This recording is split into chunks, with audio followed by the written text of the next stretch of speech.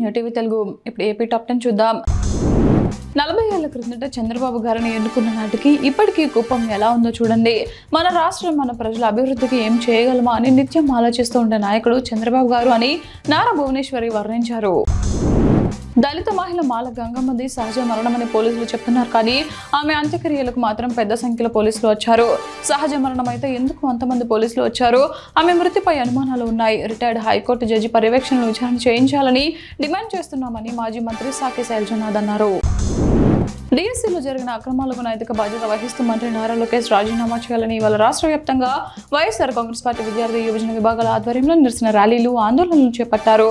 బాపట్లలో పోలీసుల over action YSR Congress party యువజన నాయకులను పోలీసులు తీసుకొచ్చి స్టేషన్లో కూర్చోపెట్టారు.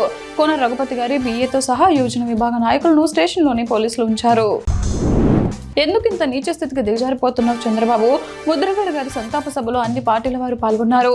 నేను, బోండా ఉమా గారు ఒకే వేదిక పంచుకున్నామనే కారణంతో చంద్రబాబు వివాదంగా మార్చడం నిజం.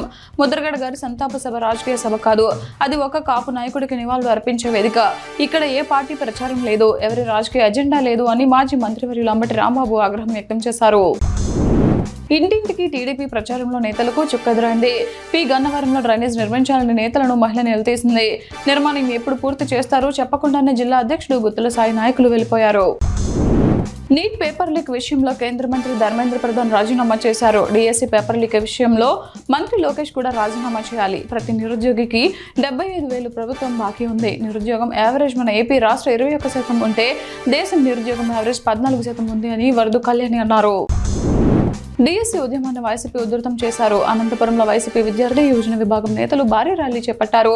ఏపీ విద్యాశాఖ మంత్రి నారా లోకేష్ రాజీనామా చేయాలని, డిఎస్సీ స్కామ్ పై సిబిఐ విచారణ జరిపించాలని డిమాండ్ చేశారు. ఫీజు రీంబర్స్మెంట్, నిరుద్యోగ భృతి ఇవ్వాలంటూ విద్యార్థులు నినాదాలు చేశారు.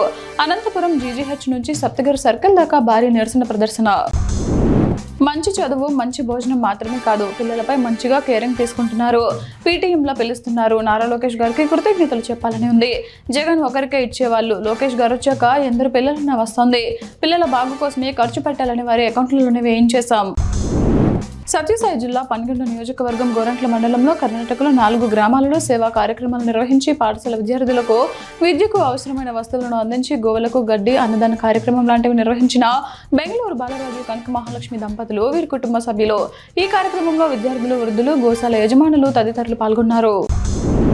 సత్యసాయి జిల్లా పెనుగొండ నియోజకవర్గం గోరంట్ల మండలం పుడుగుంట్లపల్లి పంచాయతీ గుంతపల్లి గ్రామంలో వెలిసిన శ్రీ లక్ష్మీ నరసింహస్వామి ఊట్లు పరుస అంగరంగ వైభవంగా 3 రోజుల పాటు జరిపించిన గ్రామ పెద్దలు, గ్రామస్తులు, ఆలయ కమిటీ సభ్యులు.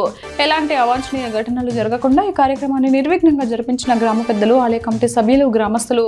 ఈ కార్యక్రమంలో గోరంట్ల పోలీసు వారు ప్రత్యేక పాత్ర పోషించి ఎలాంటి గొడవలు జరగకుండా దగ్గరుండి ఎద్దుల పనులను సాగనంపారు.